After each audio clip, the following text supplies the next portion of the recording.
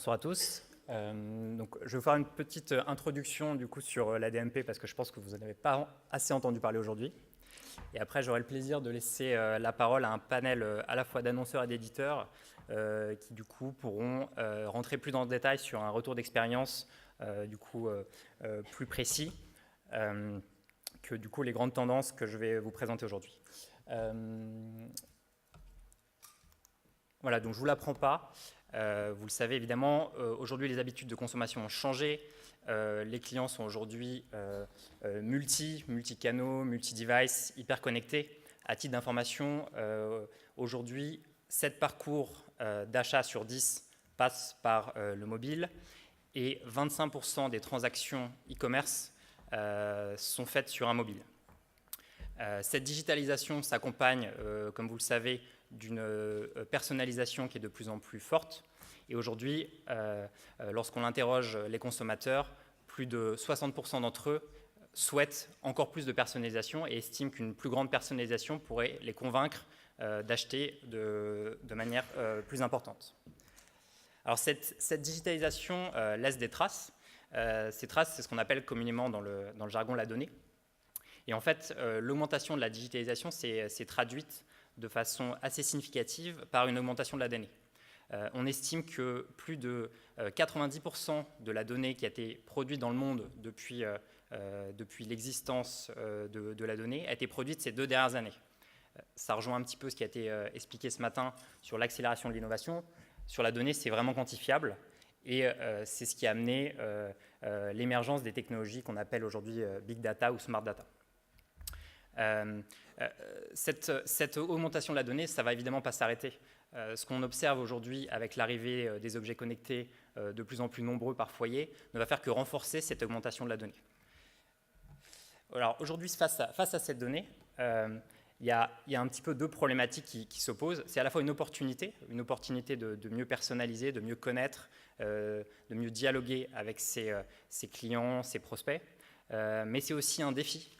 Lorsqu'on interroge les Français sur cette problématique, plus de 80% d'entre eux sont inquiets vis-à-vis de l'utilisation qui peut être faite de ces données personnelles. Et cette inquiétude s'est reflétée de façon assez directe ces dernières années par l'émergence d'Adblock. Lorsqu'on interroge les gens sur la raison d'installation d'Adblock, plus de la moitié d'entre eux ne disent pas que c'est pour baisser la pression marketing et publicitaire, mais c'est vraiment vis-à-vis de la défiance de ces problématiques de données. C'est dans ce contexte qu'est arrivé les DMP. La problématique et la principale raison de la DMP, c'était se dire, bah voilà, aujourd'hui les parcours sont multicanaux, digitalisés. Du coup, il faut trouver une façon assez simple d'arriver à réconcilier tous ces parcours pour mieux connaître ses clients et ses prospects. C'est la problématique d'enrichissement de la connaissance client que vous connaissez, et c'est la principale raison de l'existence de la DMP. Cet enrichissement de la connaissance client, ça permet du coup de mieux parler et de mieux s'adresser à ses clients et ses prospects, du coup d'améliorer leur expérience. Et c'est aussi, on comprend aussi pourquoi c'est une thématique qui est aussi importante et liée à la data. Et bien sûr, cette amélioration de l'expérience doit se traduire et doit se quantifier par une augmentation de la performance qui doit être mesurable et qui doit être mesurée. Alors du coup, la promesse étant séduisante, la DMP a été adoptée par un nombre croissant d'annonceurs. Ça a commencé aux US peu après les années 2010, par principalement les grands acteurs de la grande conso, Procter & Gamble, Unilever, Kellogg's. Pourquoi ? Parce que ces acteurs, en fait, avaient un problème de déficit de la donnée. Paradoxalement, c'était plutôt les grands retailers, les Walmart, les Target, qui avaient de la donnée client. Ces acteurs de la grande conso avaient un déficit et du coup on souhaitait récupérer ce déficit en installant des outils qui leur permettaient de contrebalancer un petit peu le rapport de force avec les distributeurs. Ces 2 dernières années, clairement les secteurs se sont ouverts et on voit aujourd'hui des acteurs de la distribution, de l'énergie, de la banque, de l'assurance, de plus en plus utiliser ces différentes technologies. Et aujourd'hui c'est clairement une technologie qui est mature dans un très très grand nombre de secteurs. Il y a une étude qui a été faite ces derniers mois par AdExchanger et en partenariat avec Weborama, qui a interrogé en Europe plus de 400 annonceurs et éditeurs de toute taille pour connaître un petit peu la maturité et le degré d'installation de ces différentes technologies. Ce qui ressort de cette étude, c'est que près de 70% des acteurs interrogés ont aujourd'hui adopté une DMP. Et dans les 30% qui restent, près de la moitié d'entre eux étaient en phase de réflexion autour de ces sujets. Et aujourd'hui, cette statistique généralement varie peu d'un secteur à l'autre, varie peu d'un pays à l'autre. Donc on voit clairement une adoption qui est assez formidable de cette technologie. Du coup, voilà, 2-3 ans après l'arrivée de ces technos, on est en droit de se poser la question de savoir est-ce que les promesses ont été tenues. Est-ce que l'amélioration de la connaissance client est au rendez-vous? Est-ce que l'expérience est plus satisfaisante? Et puis, finalement, est-ce qu'il y a une performance qui est associée à ça? Et c'est du coup ces problématiques-là que le panel que j'introduis aura l'occasion de creuser. Je vais juste vous donner quelques petites analyses qui ont été faites du coup, sur une trentaine de nos clients ou de nos partenaires que je tiens à partager avec vous ce soir. Sur la partie connaissance client, je dirais que globalement, la promesse est tenue sur le digital. C'est-à-dire qu'on arrive à réconcilier aujourd'hui les parcours digitaux, que ce soit sur le site, sur les applications mobiles. Les données digitales sont aujourd'hui collectées et réunifiées. Un des challenges qui reste à faire, et on en parlait ce matin avec les walled gardens, c'est les données médias. Aujourd'hui, on arrive à réconcilier, à récupérer les impressions, les expositions publicitaires sur tout ce qui est hors GAFA. Une des grosses problématiques de ces outils, c'est qu'ils sont très peu compatibles avec l'univers Google, avec l'univers Facebook, l'univers Amazon qui est en très forte croissance. Ces univers étant très cloisonnés, toute l'insight et toute la connaissance est stockée aujourd'hui dans ces grandes plateformes et c'est très difficile d'extraire ces données pour les injecter dans un outil qui permettrait de les centraliser. C'est un défi qui reste à mener. Un autre défi qui est de taille, c'est la donnée client, la donnée CRM. Aujourd'hui, on se heurte pas mal à des problématiques techniques pour injecter cette donnée CRM et la confronter avec de la donnée digitale.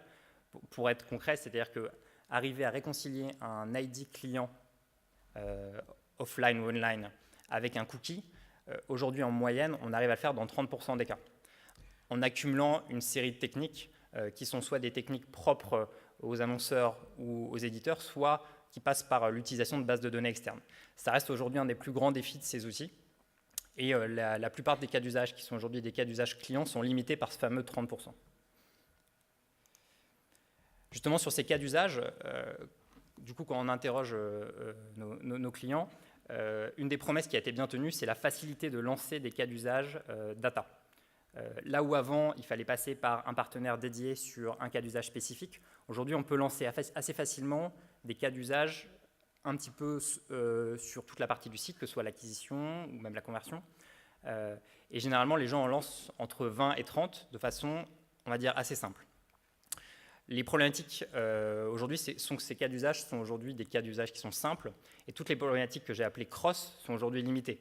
C'est-à-dire que les cas d'usage omnicanaux sont aujourd'hui très peu présents et à titre d'exemple, on n'a qu'un tiers des gens qu'on a interrogés qui ont réussi ou qui ont eu la volonté d'intégrer la DMP avec, par exemple, la personnalisation du site. La plupart des cas sont aujourd'hui des cas qui sont médias.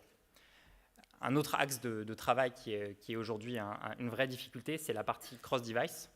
Réconcilier aujourd'hui un parcours mobile avec un parcours desktop et une identité client, c'est vraiment un défi qui reste à mener.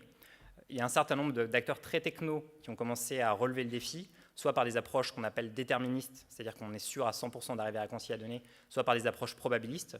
Mais clairement, aujourd'hui, la DMP toute seule n'y arrive pas et on est obligé de passer par des partenaires tiers pour essayer d'arriver à avoir une expérience un petit peu cohérente.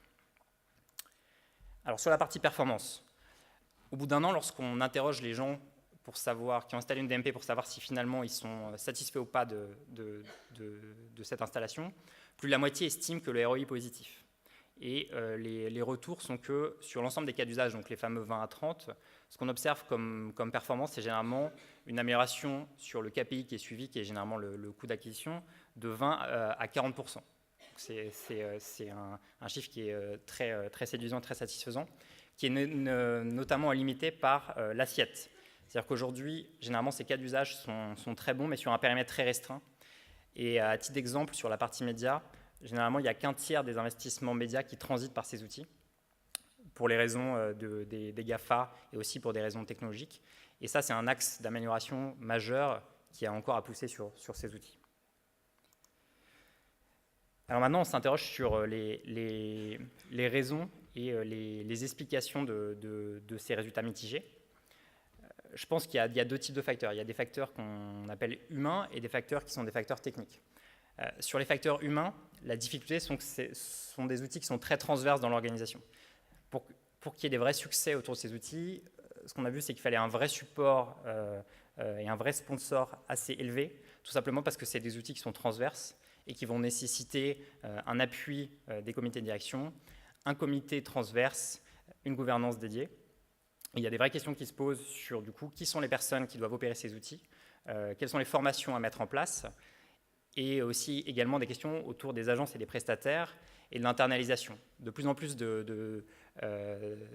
d'acteurs, d'annonceurs et d'éditeurs se posent la question d'opérer eux-mêmes ce genre de plateforme, notamment pour améliorer la connaissance qu'on a de ces outils et être capable d'aller plus loin dans le déploiement de ces cas d'usage.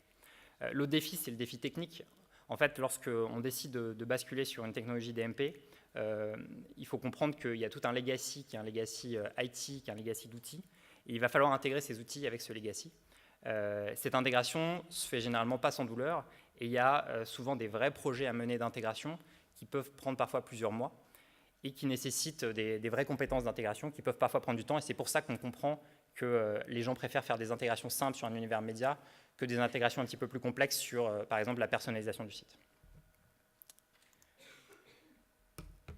Un petit point d'ouverture avant de céder ma place au panel. Si on prend un peu de recul et qu'on s'interroge sur l'utilité de ces outils, clairement, je pense que sur la partie que vous voyez aujourd'hui à gauche, un des succès de ces outils, c'est qu'ils ont quand même réussi à réconcilier une identité qui était une identité consommateur, en agrégeant le maximum de données qu'on pouvait avoir sur ces consommateurs et sur ces clients, pour aller de ce qu'on appelle du customer data au big data, et enfin, ce qu'on entend aujourd'hui, du smart data.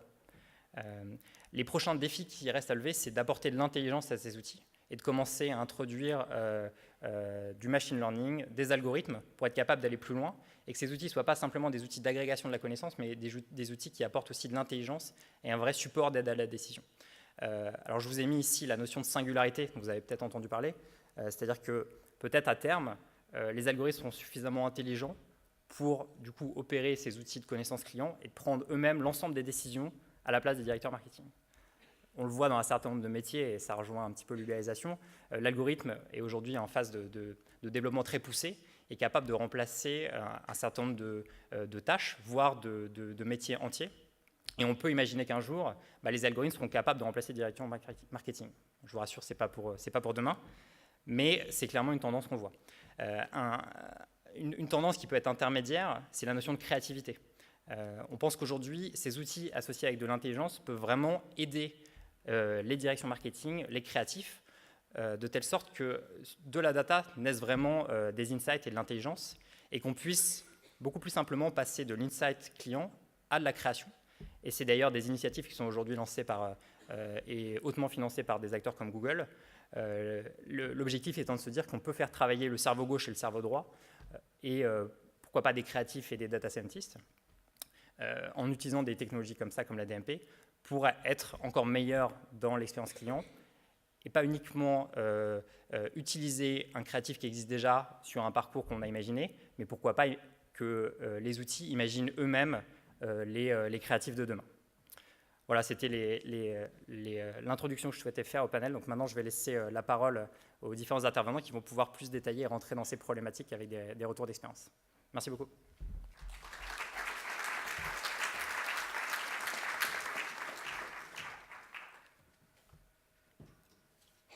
Bonsoir. Profitez-en parce que dans quelques années, à notre place, il y aura des algorithmes. Donc ce sera un peu moins cool. Enfin, c'est ce que j'ai cru comprendre en tout cas. Mais en attendant, là, on est des vraies personnes qui allons parler de DMP. Je vais vous présenter Maral Zakarian, qui est Head of Digital et CRM de Samsung France. Oui. Bonsoir, Maral Zakarian, donc effectivement en charge du digital et du CRM pour Samsung France, ce qui inclut le digital marketing, le e-commerce, le e-CRM et la e-DMP. Voilà. Guillaume Planet, VP Média Digital Marketing de SEB. Bonsoir Guillaume. Tout à fait, bonsoir à tous. Donc moi je travaille chez SEB dans l'équipe corporate avec un scope métier qui inclut l'achat d'espace, qu'il soit offline ou online, qui inclut tous les sujets on media, notamment les websites, qui inclut aussi les sujets de earned media, avec un gros enjeu, comme beaucoup de monde, d'accélération, de transformation digitale sur les sujets de communication, au centre duquel la data joue un rôle et jouera de plus en plus un rôle central. Voilà. Et enfin, Pierre-Nicolas Dessus, directeur marketing digital de France Télévisions. Bonjour à tous. Donc, effectivement, je pilote les équipes marketing digital côté éditeur numérique chez France Télévisions. Donc, qu'est-ce que c'est le marketing digital chez France Télévisions? C'est 3 grandes missions. Tous les travaux autour de la data, des études ou de l'analyse, si on appelle cela comme on veut. Deuxième dimension, développer les audiences, donc faire en sorte de faire venir de plus en plus de monde sur l'ensemble de notre offre numérique. Et troisième enjeu, la monétisation, que ce soit une monétisation publicitaire, on le verra avec la DMP, ou transactionnelle avec la vidéo on demand et demain la SVOD. Voilà, alors, puisque vous n'êtes pas des algorithmes, mais bien des êtres humains, et qu'on va parler néanmoins de DMP et de choses très algorithmiques, la première question que j'ai envie de vous poser, c'est de savoir comment est-ce que vous en êtes arrivé, comment vos entreprises en est arrivées précisément à vous convaincre d'installer une DMP. On vient de le voir tout à l'heure, quand même au début. Qu'est-ce qui vous a fait basculer, en quelque sorte, dans la DMP, Maral? Oui, alors personnellement, moi j'étais convaincue de la pertinence d'avoir de la connaissance et en général et de la connaissance client en particulier pour justement être plus efficace. Modulo bien sûr le bon usage de cette connaissance, donc ça c'est un autre sujet. La question se posait plutôt sur la pertinence par rapport à notre business et Vincent l'a évoqué, et c'est vrai que on n'est pas un distributeur, donc c'était une façon aussi de pouvoir collecter de la data et donc des informations sur nos clients. Et en l'occurrence, concernant la pertinence, c'est un peu la DMP, c'est l'outil, mais encore faut-il l'alimenter.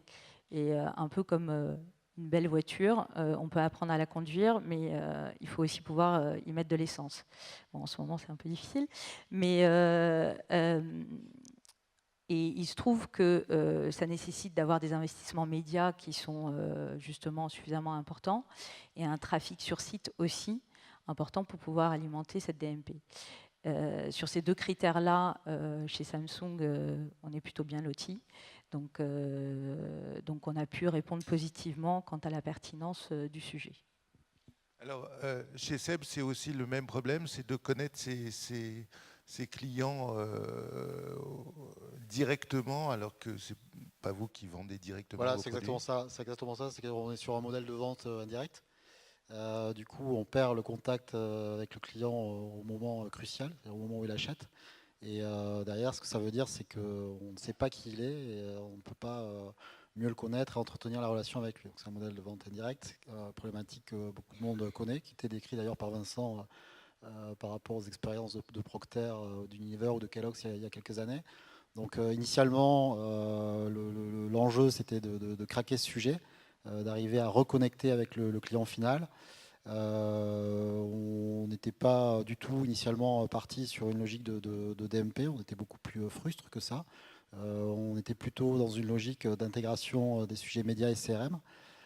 Ça, c'est quelque chose qu'on continue à penser, c'est que le sujet des médias et du CRM sont une seule et même, s'intègrent dans une seule et même logique de l'expérience consommateur.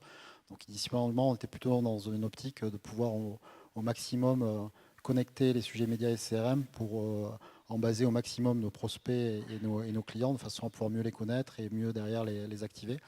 Et puis le buzz monumental autour du sujet de la DMP nous a fait comprendre qu'il y avait probablement des solutions beaucoup plus sophistiquées que celles qu'on imaginait initialement pour pouvoir adresser ce point. Et c'est comme ça qu'on est parti sur ce sujet-là. D'accord, donc c'est plutôt l'extérieur, enfin l'information qui vous venait par l'extérieur qui vous a fait changer, enfin évoluer en tout cas. Complètement, notamment une forte pression sur le sujet de la part des agences, ouais, qui nous a sensibilisés sur ces aspects-là. D'accord. Alors j'imagine qu'à France Télévisions, la problématique est quelque peu différente de celle de Seb et Samsung. Qu'est-ce qui vous a fait, vous, basculer dans le monde de la DMP? Alors, d'une certaine manière, par ricochet, pour répondre aux attentes des annonceurs, puisque évidemment nous sommes un média, donc une partie de notre métier, c'est de monétiser notre audience, même quand on s'appelle France Télévisions. Et par conséquent, la demande, elle est venue par l'intermédiaire des annonceurs de pouvoir mieux cibler les publicités. Et donc, assez naturellement, le premier use case, si je puis dire, il est venu côté France Télévisions Publicité. Et donc, on a choisi avec notre régie publicitaire l'outil ensemble pour l'implémenter.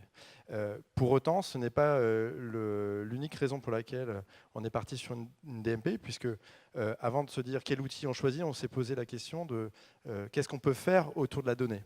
Donc ça, ce sont des réflexions qu'on a menées en 2014, fin 2014, et on a identifié 3-4 grands enjeux. Le premier, c'était de mieux comprendre les usages numériques pour mieux appréhender l'expérience numérique sur l'ensemble de notre offre. Donc ça, c'était un premier point. Le deuxième point, c'était d'améliorer l'expérience utilisateur. On pense notamment à la personnalisation, voire à la recommandation. On pourra en reparler après sur les notions d'algorithme. Et enfin, la dernière dimension, ou la troisième plutôt, c'était les logiques de monétisation. Donc ce sont ces trois objectifs qui nous ont amenés à choisir une DMP. Et je dirais que l'acteur de la maison qui a été le plus mature tout de suite, ça a été la régie publicitaire, en écho aux problématiques de nos clients annonceurs. Et alors, je vais vous rendre le micro tout de suite. Une fois que vous avez pris cette décision, que vous avez plongé, quels ont été les problèmes éventuellement auxquels vous avez été confrontés? Qu'est-ce que vous avez découvert? Qu'est-ce qui vous a surpris, arrêté, déçu, que sais-je? Je dirais qu'il y a des choses qu'on a apprises évidemment en mettant en place ce projet. Déjà, on appelle ça un projet, donc ça veut dire mettre autour de la table des personnes avec des profils et des métiers très différents. Donc on s'est mis en mode projet avec l'éditeur que nous sommes, côté édition numérique France Télévisions et la régie publicitaire. Donc on avait 2 acteurs qui sponsorisaient le projet. Donc moi côté éditeur et le DGA marketing côté publicité. Donc on avait deux sponsors forts. On s'est mis en mode projet avec en un seul et même lieu les équipes projet, développeurs, tech qui étaient rassemblées et présentes pour pouvoir créer cette intelligence commune. Et surtout, très rapidement, on a défini des use cases très précis. On n'est pas parti avec l'idée de répondre à tous les enjeux que je viens de vous citer.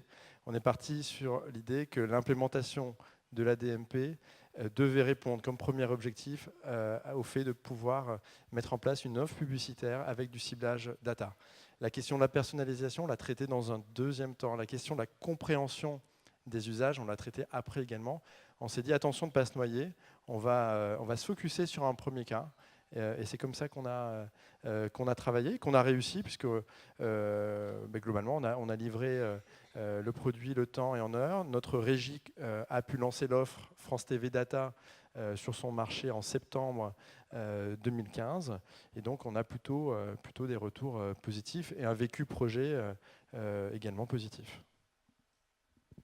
De la même manière, chez vous, les choses se sont-elles passées comme vous le pensiez. Est-ce que par ailleurs, vos conseils, agences, consultants, ont été d'une aide? Alors, en théorie, effectivement. Ça n'a pas l'air évident. En théorie, lorsque on nous présente les différentes solutions, c'est censé très bien fonctionner. Tous nos systèmes sont censés communiquer les uns avec les autres et tout va bien marcher. Bon. Il y a une phrase que j'aime bien. Voilà, il y a une phrase que j'aime bien, c'est un jour j'irai vivre en théorie, parce qu'en théorie tout se passe bien. Mais en l'occurrence en pratique, c'est un peu plus compliqué. C'est un peu plus compliqué parce que, alors, nous, notre réflexion, elle a commencé fin 2014, début 2015. Et il y a également quand même beaucoup d'acteurs qui en parlaient, mais sans avoir forcément beaucoup d'expérience, en l'occurrence en France. Et donc, on a aussi appris en marchant, et puis avec cette approche assez pragmatique qui est de dire on ne va pas tout faire dès le début, mais on va y aller step by step. Et typiquement, la première application, c'est une application qui, je pense, est la plus naturelle et la plus simple, qui est de l'optimisation de ses investissements médias et donc d'amélioration de ses KPI médias. Viendront par la suite justement des sujets de peut-être personnalisation et d'intégration d'autres leviers, etc. Mais voilà, c'est une approche vraiment step by step. Et alors quant aux agences et autres partenaires, j'ai envie de dire, tout dépend de la nature des partenaires. Il s'est trouvé que, en l'occurrence, pour Samsung, Artefact nous a accompagnés après le lancement, puisque chez Samsung, on est allé très vite, il a fallu lancer très très vite, et puis on a rationalisé un peu plus après. Et ce qui a permis justement d'apporter une structure et une méthode justement de processer des use cases, de les mettre en application, de les tester, de les mesurer et de pouvoir justement rentrer dans ce process un peu permanent de test and learn. Chez Seb aussi, la pente était plus raide que prévu ou plus caillouteuse? La pente est raide et caillouteuse, il n'y a pas de doute là-dessus. Les challenges ils sont à plein de niveaux en fait, parce que le premier évidemment ça a été d'embarquer le top management. Donc ça veut dire de rendre clair auprès d'une population non spécialiste un sujet qui est hyper technique. Donc il faut déjà arriver à l'expliquer clairement. Deux, c'est de faire la démonstration qu'il y a une opportunité business, sachant qu'on est dans un monde théorique à ce moment-là. Donc c'est via des benchmarks. Donc ça, c'est la première étape qui est hyper clé, parce que sinon le projet n'aura pas l'envergure qu'il est censé avoir. Donc ça, on l'a passé.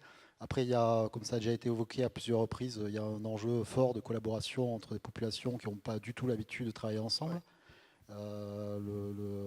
Collaboration entre les équipes IT et les équipes com, c'est un sacré truc. Mais bon, on y arrive.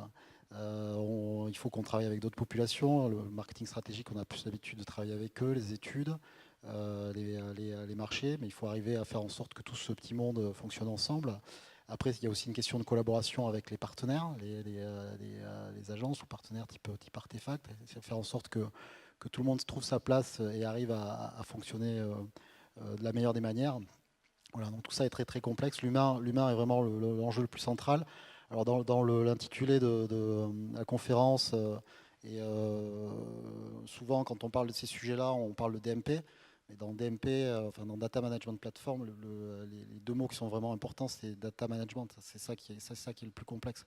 La plateforme, c'est un outil c'est un outil, quoi. C'est au service du reste. Et le sujet le plus stratégique, c'est le sujet du management de la data, notamment dans la dimension humaine. Oui, c'est ça. Alors, du coup, l'organisation chez vous a changé. Oui. Ça a impliqué des formations, des nouveaux profils, Alors, dans mon équipe, oui, on a complètement transformé l'organisation. On avait, quand je suis arrivé, plusieurs silos d'expertise qui était au service des équipes marketing pour gérer les sujets com et médias. Donc il y avait l'achat d'espace, le on media, le earned media, et quelqu'un qui était en charge de la content factory. Ça, on a tout cassé. On est parti sur une organisation beaucoup plus consumer-centrique, beaucoup plus intégrée, beaucoup plus orientée expérience consommateur. Donc avec une équipe qui lead ces sujets-là, une équipe marketing technologie qui est au service de cette équipe-là, qui est l'interface de l'IT, et puis une équipe qui est plus en charge de l'accompagnement, du déploiement de nos sujets avec les continents et les marchés.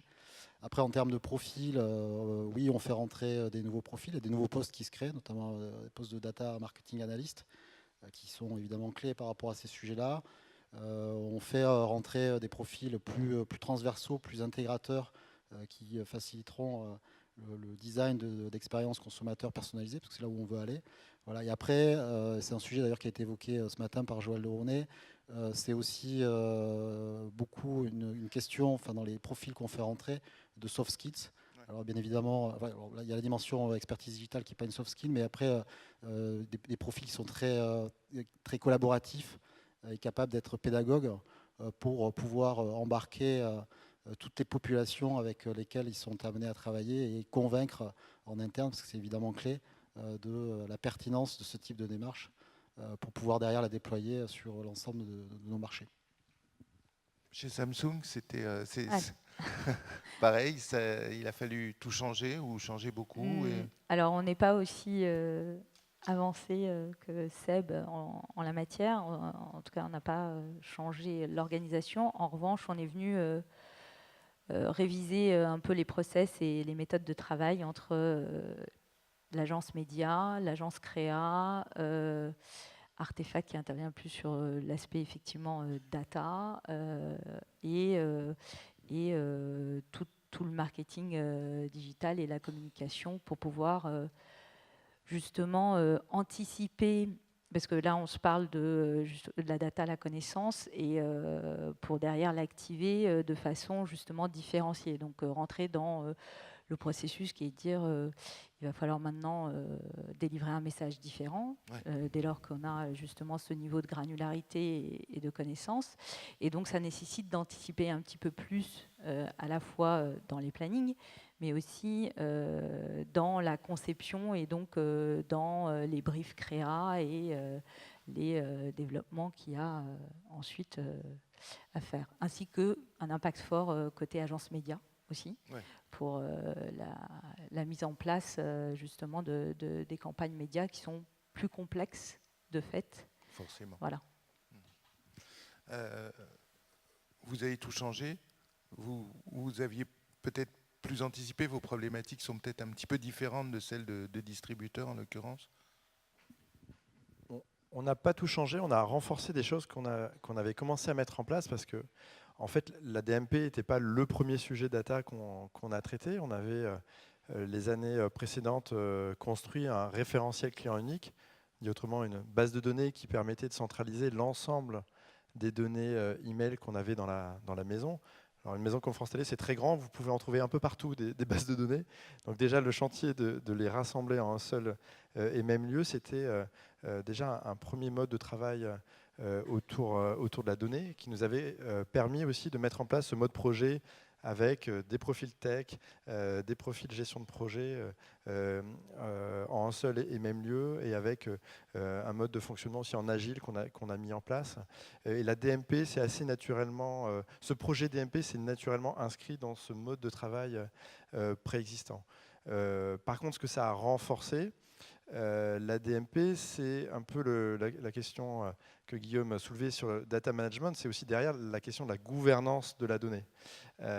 Donc, on s'est retrouvé dans une réflexion où, au-delà du projet, il fallait aussi définir la manière avec laquelle on utilisait la donnée, comment on la traitait, quelle entité de la maison avec quelle responsabilité. Et donc, assez rapidement, vous arrivez sur des logiques de gouvernance qu'il faut clarifier, préciser. Et par ailleurs, on s'est servi de ce projet-là pour renforcer le rôle d'une core team data au sein de l'entreprise. Donc, comme je le disais tout à l'heure, on est parti d'un premier cas d'usage avec notre régie publicitaire. Et là, au fil de l'eau, on s'est rendu compte que dans la maison, il y avait plusieurs directions qui pouvaient être clientes de la data au sens large et la DMP en particulier, la direction de la communication dans la dimension achat d'espace ou mise en avant de programmes, les différentes équipes produits numériques pour mettre en place les logiques de personnalisation, notre filiale commerciale travaillant sur la VOD et la SVOD, évidemment, qui pouvaient être intéressées. Donc rapidement, on a renforcé cette dimension transversale et la gouvernance associée a dû être précisée. Vous êtes en fait peut-être France Télévisions les plus avancés dans le domaine puisque votre problématique était un petit peu différente de celle des distributeurs. Aujourd'hui, est-ce que vous avez, vous mesurez le retour des utilisateurs, le fait d'avoir progressé dans la personnalisation, alors pas seulement sur le plan publicitaire, mais en l'occurrence également sur l'offre, sur la façon dont vous délivrez votre offre aux internautes, aux clients. Est-ce que vous avez un retour? Est-ce que vous avez mesuré que les dits internautes étaient plus heureux, restaient plus longtemps, manifestaient leur enthousiasme? Alors, plus heureux, je ne sais pas, mais en tout cas, ce que l'on pilote, c'est le trafic, ce sont les clics générés, donc on va dire des chiffres tout simplement. Ce qu'on peut partager sur la logique de personnalisation, un cas assez concret, on a une offre verticale numérique chez France Télévisions qui s'appelle Culture Box, qui, comme son nom l'indique, est dédiée à la culture. Donc on va y retrouver des contenus livres, cinéma ou encore théâtre, danse. Et on a mis en place, il y a quelques mois de cela, un use case spécifique avec la DMP, c'est-à-dire que sur notre newsletter que l'on envoie quotidiennement à une base d'abonnés Culture Box, on a mis en place une personnalisation de la newsletter grâce à la DMP. Donc concrètement, qu'est-ce que ça veut dire? C'est-à-dire que des gens qui avaient consommé, par exemple, sur les 30 derniers jours, du théâtre et de la danse sur l'ensemble de notre offre numérique, par exemple soit sur Culture Box ou au sein de France TV+, notre offre de replay, qui aurait pu consommer la culture du théâtre et de la danse au sein de Plus. On les a rassemblés dans un segment et on les a ciblés par email pour leur proposer du contenu théâtre-danse. Donc ça, c'était une proposition sur une population donnée. Il y a une deuxième population, on a également personnalisé la newsletter, mais cette fois-ci sur une base de personnes qui avaient déclaré un centre d'intérêt théâtre et danse. Et enfin, une troisième population qui était la population étalon, on va dire standard. Et ce qu'on a obtenu est assez intéressant. Sur la population qui a déclaré un centre d'intérêt théâtre-danse, on a fait x 1,5 par rapport à la population étalon, à la fois en taux de clic et en taux d'ouverture, de manière à peu près homogène. Et sur la population qu'on a ciblée grâce à la DMP sur du comportemental, on a fait x3. Donc là, ce qui est vraiment très intéressant, et c'est encore plus fascinant de le voir par les chiffres, c'est que le comportement est évidemment encore beaucoup plus fort que le déclaratif. Ça va mieux en le testant qu'en le disant, ça peut paraître une évidence, mais ce que les gens consomment réellement, évidemment, a plus de sens, plus de force que ce qu'ils peuvent vous déclarer quand vous leur posez la question. Et donc, nous avons, à partir de ce use case test, on est en train de généraliser notre offre de newsletter avec des blocs de personnalisation qui vont être systématiques. Cette innovation-là pourrait être évidemment demain généralisée sur la partie site web ou application mobile. J'ai un deuxième use case, alors qui est plus un use case étude. Grâce à la DMP et donc les analyses de segments, on s'est rendu compte que les personnes qui consommaient du sport sur Plus, donc typiquement actuellement quelqu'un qui irait voir Roland Garros, enfin ce qu'il en reste, en live ou en replay, on s'est rendu compte que les personnes qui consommaient donc du sport sur Plus ne se rendaient jamais ou presque jamais sur France TV Sport, qui est notre offre verticale sur le sport, dans lequel vous allez retrouver des contenus vidéo sport, mais aussi des contenus rédactionnels écrits. Donc là, on s'est dit, il y a un gros souci de maillage entre notre offre, on va dire, généraliste, qui est Plus, qui est notre offre de replay standard, et notre offre thématique verticale spécifique. On n'avait pas bien travaillé le maillage, donc là, on va parler d'expérience utilisateur. Et donc là, la DMP nous a permis de prendre des décisions, des actions en termes d'UX pour faciliter la circulation entre Plus et France TV Sport, dès lors que les personnes consommaient du sport. Voilà 2 exemples concrets d'usage de la DMP chez France Télévisions. Des bons exemples. Vous disiez que vous étiez, que c'était un petit peu plus compliqué que peut-être ce que vous aviez anticipé, mais vous avez déjà, vous aussi, des retours positifs de l'usage de la DMP chez Samsung? Oui. Alors, je disais que c'était effectivement plus compliqué que ce qu'on pouvait nous présenter en termes de solutions, mais on arrive heureusement à faire des choses.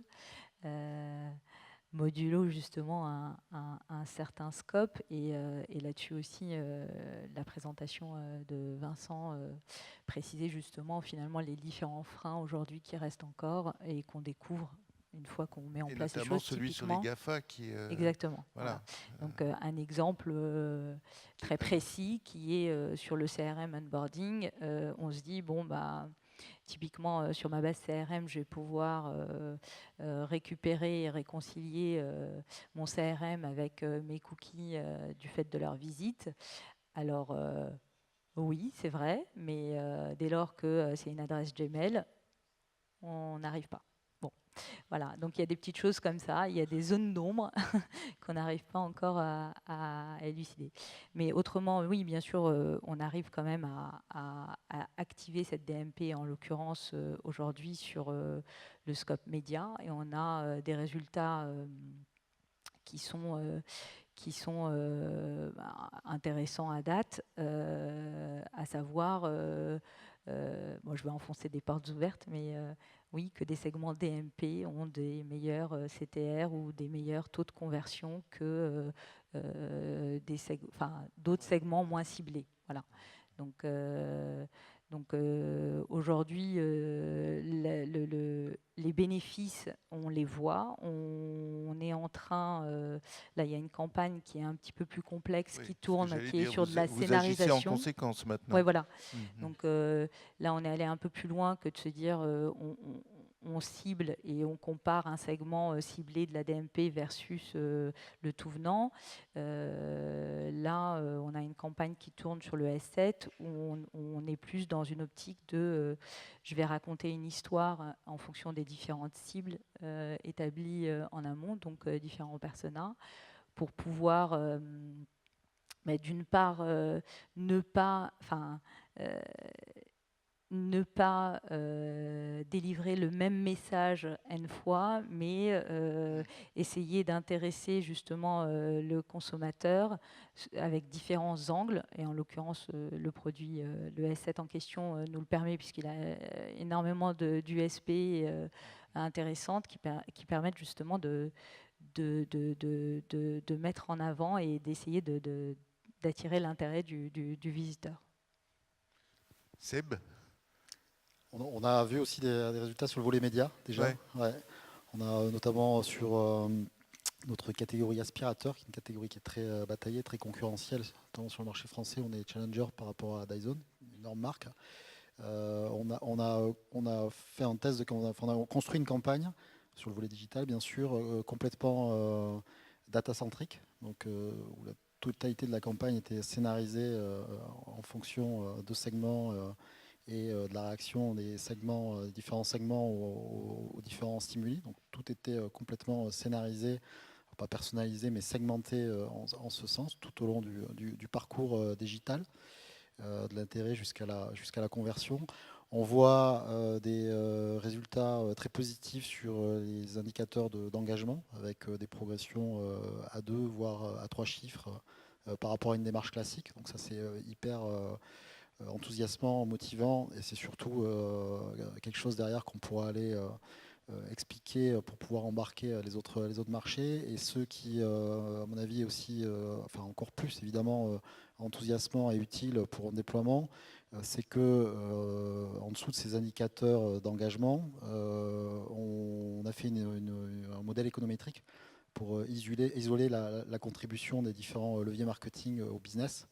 Et on voit clairement un boost des ventes du ROI, des ventes et du ROI liées aux activations digitales à partir du moment où on a cette démarche data-centrique. Donc c'est très très positif et ça donne pas mal d'espoir et ça confirme ce vers quoi on veut aller, à savoir un marketing complètement data-centrique. Et justement, clairement, la data permet de s'adresser plus précisément aux cibles, aux consommateurs, peut-être pas en one-to-one quand même, mais en tout cas de se rapprocher, d'avoir un discours qui est plus pertinent et plus adapté au moment où la cible est prête à le recevoir. Ouais. Est-ce que beaucoup présentent, entre autres, la data et les DMP comme un moyen de répondre à la résistance qu'on voit apparaître des consommateurs avec les adblockers, avec ce mouvement qui est maintenant est mesuré et quantifiable. Est-ce que vous êtes d'accord avec ça? Est-ce que vous pensez qu'en effet, ça peut être pour vous un moyen de, malgré tout, toucher les gens que vous voulez toucher au bon moment et donc avec plus d'efficacité? On ne l'a pas mesuré spécifiquement, mais bon, quand on voit les résultats d'engagement de nos campagnes, notamment par rapport, notamment du test dont je parlais à l'instant, oui, clairement, c'est intuitivement évident, mais ça l'a confirmé. Le fait d'avoir un message beaucoup plus adapté aux populations à qui on s'adresse à un moment où elles sont intéressées par ces produits-là, puis en séquençage, en fait, une scénarisation qui fait que on peut déjà limiter le nombre de messages, d'un message donné à la population qui nous intéresse et puis faire évoluer au fur et à mesure de son parcours les éléments qu'on lui communique, oui, clairement. Après, il est clair que le phénomène de l'adblocking montre que la publicité est un outil de communication qui est de plus en plus tactique.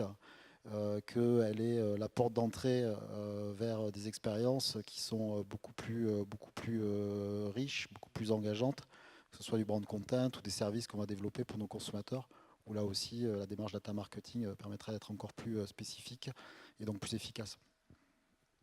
Oui, je rejoins Guillaume effectivement sur à la fois le fait de mieux maîtriser le capping et puis d'être moins dans la lassitude dès lors qu'on raconte une histoire versus on répète le même message N fois, même si la répétition peut être importante sur certains médias, mais voilà, donc je rejoins complètement Guillaume là-dessus. Qu'en est-il de votre côté? Vous pensez que les éditeurs, en l'occurrence de médias, sont assez confrontés à ça en tant que support de publicité? La DMP, ça peut aider parmi les outils à convaincre à être plus fin avec les utilisateurs et donc peut-être qu'ils acceptent mieux la publicité? Le sujet de la publicité, il est complexe et surtout le sujet du rejet de la publicité ou de l'adblocking est assez complexe.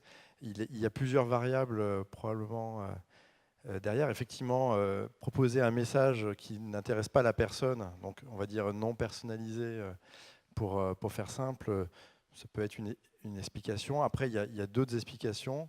L'une d'entre elles est la performance, notamment sur mobile. Le mobile, par exemple, chez France Télévisions, aujourd'hui, c'est 50% des usages numériques chez France Télévisions qui sont sur mobile. Ce n'est pas demain, c'est dès à présent. Or, il peut arriver que la publicité ralentisse le chargement des pages.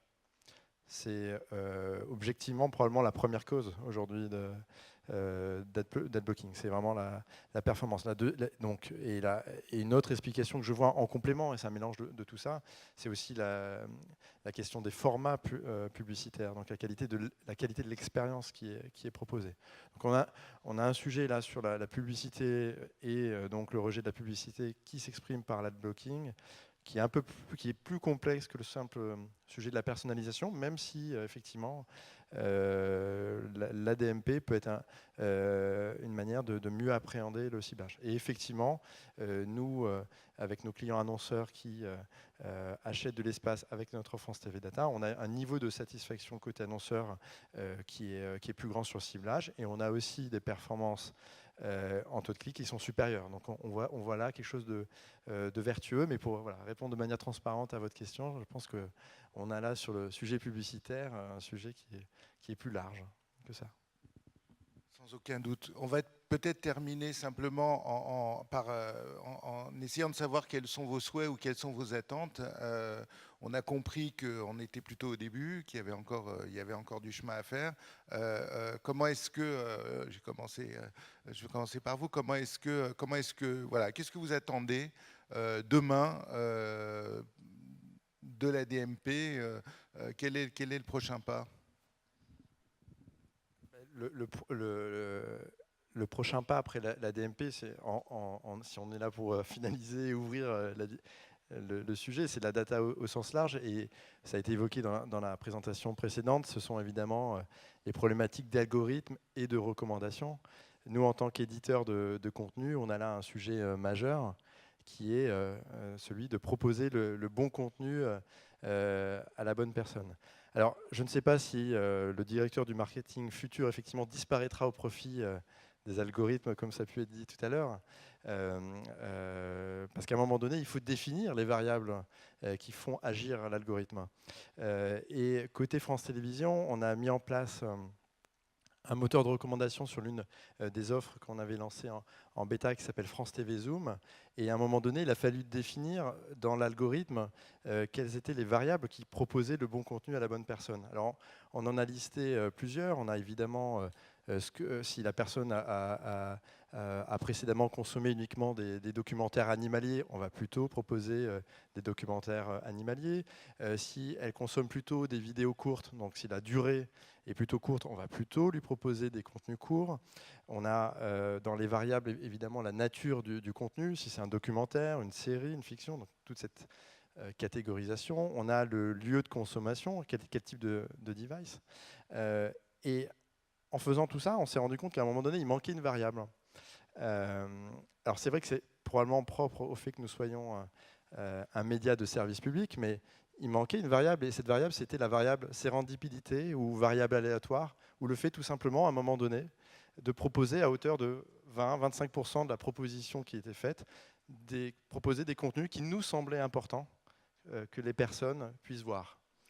Et là, on remet de la créativité, on remet des choix éditoriaux quand on est un média, on remet de l'humain, et donc ça pourrait être valable pour une marque aussi. À un moment donné, on peut aussi un peu tourner en rond si on reste centré uniquement sur le à la demande.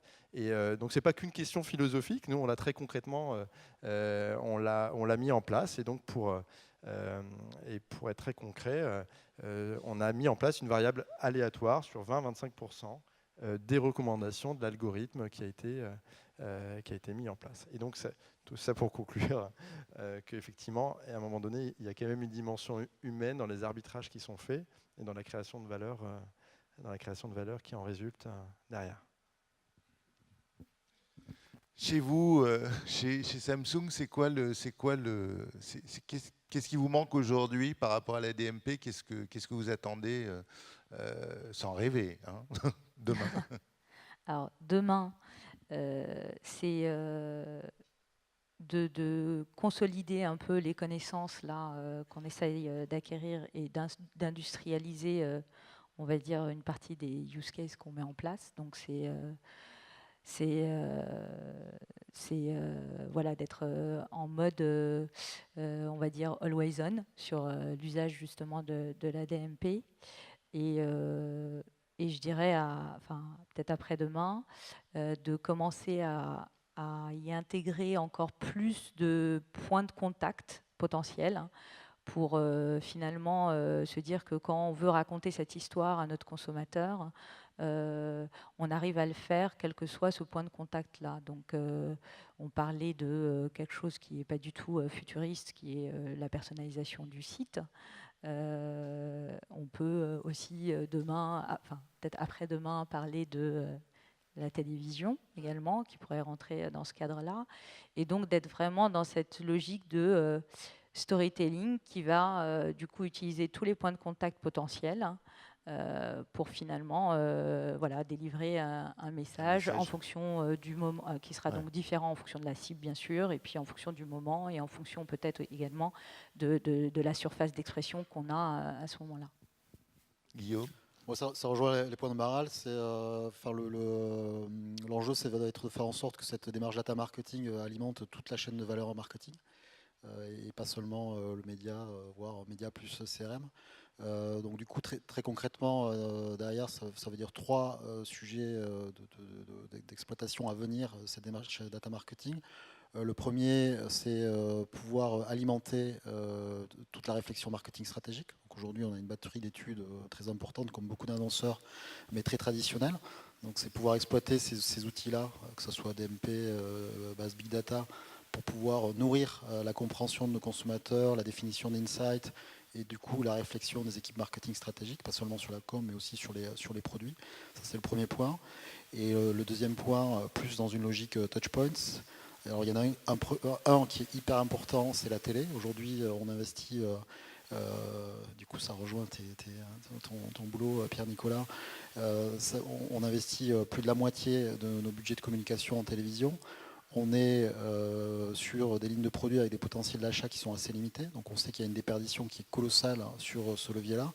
Et toute la démarche data marketing nous permettra à coup sûr, grâce à une meilleure connaissance de nos acheteurs, de utilisateurs de produits, donc grâce aux algorithmes qu'on en déduira, de pouvoir être beaucoup plus précis sur cette étape-là du funnel, et donc du coup de pouvoir allouer nos moyens de manière beaucoup plus vertueuse, beaucoup plus équilibrée. Et le deuxième touchpoint clé sur lequel il faut développer ce type d'approche, ce sont les produits connectés, évidemment, dans une optique d'améliorer l'expérience consommateur, et donc du coup de nourrir nos marques et l'ambassadorship, et aussi dans une optique de démarche vertueuse de génération de data, puisque plus les consommateurs utiliseront nos produits, plus ça générera de la data, et plus on alimentera vertueusement la chaîne de valeur marketing. Ok, ben merci à tous les trois. Je crois que donc il reste du travail, entre autres pour les fournisseurs et pour les gens qui travaillent sur les DMP. Manifestement, il y a des gens qui attendent beaucoup de vous. Il y a peut-être une ou deux questions dans la salle.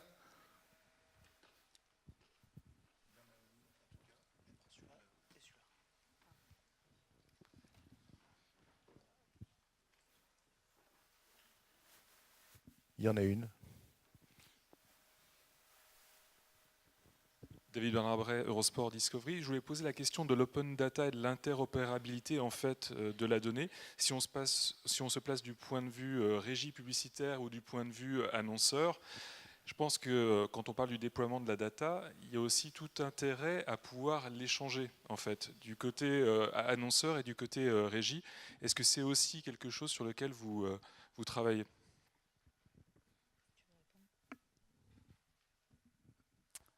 Alors oui, tout à fait. C'est le sujet de la seconde partie data. Oui, tout à fait. C'est des discussions qu'on a avec certains partenaires médias. Ce sont des discussions qui sont avec les partenaires médias assez tendues parce qu'ils ont bien compris que ça avait une grande valeur.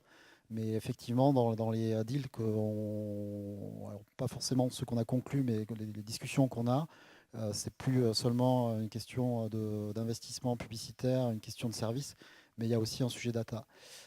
C'est aussi un sujet qu'on commence à discuter avec des partenaires industriels. On en a quelques-uns avec lesquels on développe des produits. On commence à avoir ces discussions avec eux. Et la troisième catégorie de partenaires avec qui il est clé d'avoir ce type de discussion et avec qui ça sera encore plus complexe d'aboutir à des choses concrètes, mais ça sera un vrai sujet dans l'évolution de la collaboration. C'est évidemment nos clients, les retailers, qui ont accès à une data qui est extrêmement riche pour nous, mais à qui aussi on peut apporter de l'information, de l'insight qui alimentera vertueusement leur marketing.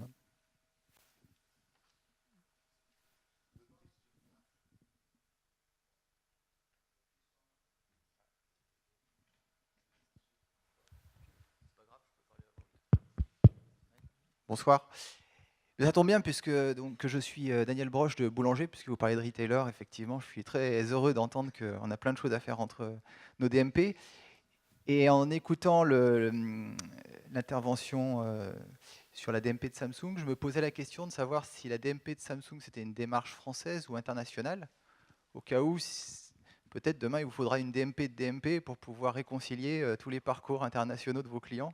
Est-ce que c'est quelque chose qui a été initié worldwide et que vous appliquez en France, ou c'est vraiment autonome au niveau français?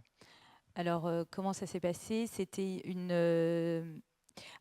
c'est une démarche au niveau monde quant au fait d'en installer une, mais en l'occurrence, elle n'est pas globale, elle est locale. Donc, il y a une démarche dans chaque pays, et le choix des pays, justement, c'est fait. Et je reboucle avec la première question qui est de la pertinence. La pertinence, à savoir en fonction des investissements médias qu'on a, du trafic et finalement des ressources pour pouvoir justement mettre en place et gérer cette DMP. Donc certains pays ont été choisis après un POC dans un pays. Et voilà, donc c'est un peu la démarche qu'on a en général sur les gros projets. C'est un POC, mais qui se fait sur un pays pilote ou deux, selon les sujets. Et ensuite, il y a un rollout sur certains pays, voire tous, selon les sujets également. D'accord, mais justement, pour rebondir sur ce qui était dit au niveau de Seb, avec demain peut-être une dimension Internet des objets, et ça concerne beaucoup de produits chez vous, est-ce que vous ne pensez pas que justement le sujet investissement publicitaire va être secondaire demain par rapport à ce sujet, et du coup le fait de vous adresser au marché français, finalement, peut-être pas la bonne échelle? Alors, peut-être, mais j'ai envie de dire que chez Samsung, il y a cette approche assez pragmatique qui est de dire aujourd'hui, maintenant, à quoi ça peut me servir. Et aujourd'hui, maintenant, l'IoT, on en parle, bien sûr, ça va arriver, mais ce n'est pas encore aujourd'hui la majeure partie des infos qu'on récolte. Donc, l'application immédiate sur laquelle on peut avoir un ROI, clairement, c'est sur les investissements médias.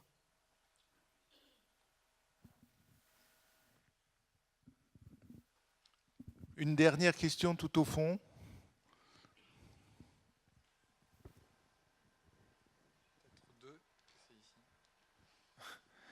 Alors peut-être deux, alors, parce qu'en fait on a levé la main ensemble. Donc vous êtes 3 entreprises qui faites du business, et en fait c'est un mot que vous n'avez pas utilisé non plus. Aujourd'hui, est-ce que la DMP, ça vous a permis de développer du business? Est-ce que vous l'avez mesuré? Est-ce qu'il y a quelques indicateurs que vous avez mis en place? Est-ce que ce développement, c'est une évidence, c'est une croyance ou c'est une réalité? Je vais commencer par répondre avec un petit préambule que l'entreprise que je représente n'a pas pour objectif premier de faire du business. Mais c'est une des composantes, mais ce n'est pas la première en tant qu'entreprise de service public. Pour répondre concrètement à la question sur la partie business, en l'occurrence chez nous, c'est la partie publicitaire. Oui, ça a permis de développer de la valeur avec des sous sonnants et trébuchants qui sont la meilleure valorisation des espaces, puisque la qualité des inventaires proposés et du ciblage permet évidemment de mieux commercialiser d'un point de vue monétaire. Donc oui, ça permet de générer plus de business. Si je considère que dans la notion de business, pour un média, on y intègre aussi le fait que les audiences augmentent, qui est l'autre aspect. Donc il y a de plus en plus de monde qui viennent et reviennent sur nos offres. Les indicateurs que je vous donnais tout à l'heure de multiplication par 3 de taux de clic, de taux d'ouverture vont dans ce sens. L'exemple que je donnais sur la partie personnalisation, également sur les bannières, vont en ce sens. Donc oui, on a des indicateurs clés côté revenus publicitaires et côté génération de trafic, de visites incrémentales. Donc pour nous, ce n'est pas une croyance, c'est confirmé par les chiffres.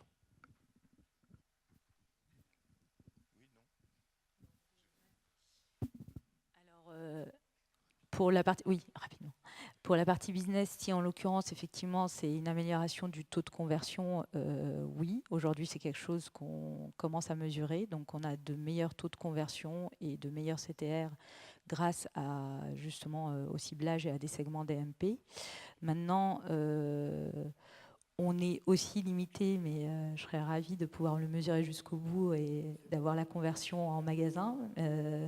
Donc, il y a une partie de croyance, en l'occurrence, sur le fait que oui, de mieux cibler et de personnaliser le message va permettre également de convertir mieux également en physique, même si on ne le mesure pas sur cette partie-là. Ce que je vais dire est assez proche de ce qu'ont dit Pierre-Nicolas et Maral. Oui, il va falloir la finalité, elle est définitivement business, il n'y a aucun doute là-dessus.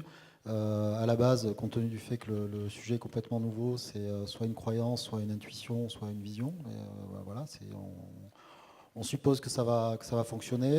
Dans les tests qu'on a fait, on voit clairement un effet business hyper intéressant.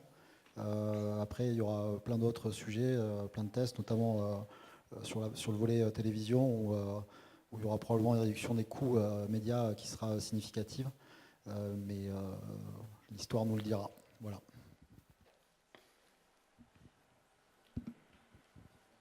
Un dernier petit point. Juste un point de complément sur la partie business, sur la manière avec laquelle on a fait remonter le sujet chez France Télévisions. Ce sujet DMP ou data, ce n'était pas tant une vision, une croyance du top management en disant hey, « j'ai entendu parler de ça, il faut déployer ». C'est beaucoup venu des équipes aussi opérationnelles sur le terrain. Et on était plutôt en bottom-up dans le fait de dire on peut faire plus, on peut faire mieux en se dotant d'outils. Et on est arrivé à remonter, à convaincre notre management. Et c'est arrivé jusqu'au niveau COMEX comme étant un enjeu majeur pour la maison. La DMP, certes, comme outil, et la data au sens large. Et pourquoi ? Parce qu'il y a une preuve que sont les chiffres. Donc ce n'est pas que du discours, il y a des réalités chiffrées. C'est toujours plus facile de convaincre comme ça. Ça paraît à peu près une évidence en matière de DMP et de data que les chiffres convainquent. Je crois que voilà. Je crois que on pourrait rester assez longtemps, mais il se fait tard et donc et on nous attend à la halle. Je vois Arnaud qui Je pense qu'on peut voilà. remercier nos intervenants En tout cas, et les applaudir pour cette conférence sur la DMP.